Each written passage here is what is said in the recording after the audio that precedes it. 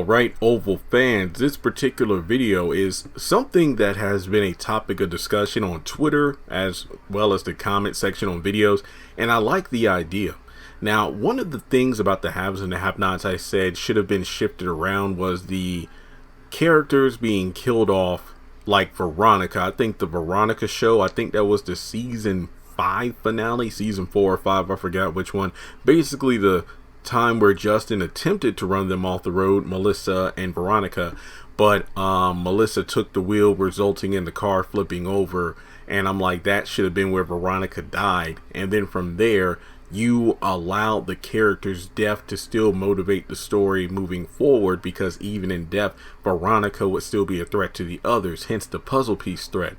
But when I talk about the Oval in this particular video, some people are saying, Jeremy, when you think about shows that will last past 4 or 5 seasons, because wasn't it about a week or so ago I shared a post I saw on Instagram that talked about how BET usually doesn't have shows running more than 4 or 5 seasons.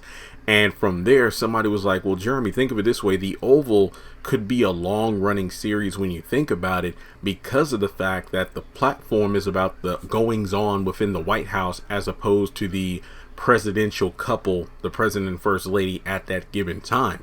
So theoretically, Tyler Perry could bring back the Oval. I mean, well, he could either keep it going for a long time, or let's say the Hunter administration is the first of multiple presidents we could see within the White House. And that's a very good premise, because I mentioned this in the video about the bloodbath of a finale. Tyler Perry built a replica of the White House, so I highly doubt he's going to realistically blow it up or something in some sort of, like, you know, drone strike bombing of a finale.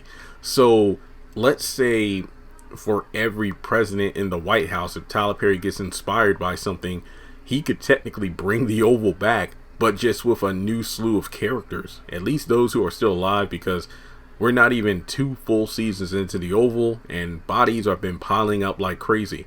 So for example, we know that in season 3 the vice president and second lady will be introduced, and they're going to be conspiring against the current administration, having Hunter and Victoria at the forefront. And that's a very interesting concept, to usurp the title of president and first lady from those already sitting in power. And I mean, like I said before, we can definitely do a lot with this. It doesn't have to be Hunter and Victoria the entire time. They can get the boot, they can get killed off, and guess what? The next set of individuals could take the forefront. I know that Donald was telling Lily, working with the 5 families, you know, if he plays his cards right, he can be the next in line to be president. So that would be pretty interesting if, let's say, it gets to a point where Donald you know, gets a tap on the shoulder from the vice president about working on his side in order to take out Hunter and Victoria. Because it's like, look, we both know these two don't deserve the power. And to be honest, we don't know why Victoria's father wants to see Hunter and Victoria next week. You know, I theorize that, let's say he hands the keys over to them, or he passes away. If that's the case, don't you think it might be interesting if it's like, well, guess what? Victoria's parents are out of the way. That doesn't mean the 5 families aren't watching the administration anymore, but maybe they'll decide that these two aren't the ones to take the reins, and as a result, you know, Donald takes over somehow, even though it would be an interesting nod where we have Donald as the president after the last president named Donald. So, kind of see what you did there, Tyler Perry.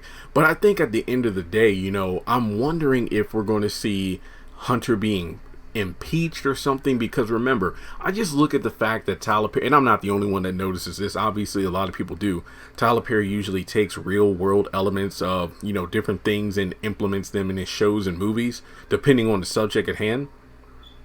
And between impeachments, affairs, you know, sexual misconduct and things like that, that's pretty much Hunter rolled into one. So I really do think that instead of being assassinated, I could definitely see Hunter being impeached on trial, or in a situation where he, you know, just loses his position. I don't even want to say power, because we all know he's just a child who thinks he has power when in fact he does not. So let me know your thoughts in the comment section below. Do you think the Oval has the potential to be a series that could be long going, either through the use of removing Hunter and Victoria for a new president and first lady, or let's say years down the line the show could be revived with a completely different cast? I mean, I say completely different loosely because, like I said, if some of the characters are still alive, he could definitely bring them back, especially their White House employees. But overall, the Oval is an interesting concept that could definitely live on longer than some of the other shows he's produced. So let's talk about it in the comment section below. And with that being said, I'll talk to you all in the next video.